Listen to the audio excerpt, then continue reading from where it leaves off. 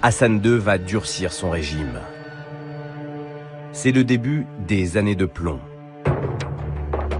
Pour les officiers putschistes, le roi crée la prison secrète de Tazmamart, dans les montagnes de l'Atlas, au sud-est du Maroc. À Tazmamart, dont voici les seules images jamais filmées, les conditions de détention sont très dures. L'armée marocaine torture à Tazmamart. Mais la communauté internationale détourne le regard. La brutalité du régime de Hassan II demeure très longtemps secrète. Jusqu'en 1990. L'écrivain français Gilles Perrault sort un livre intitulé « Notre ami le roi ».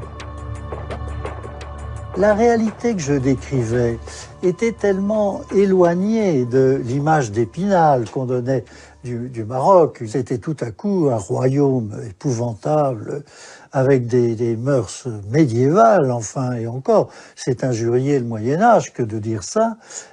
C'était tellement éloigné que les gens ont été saisis.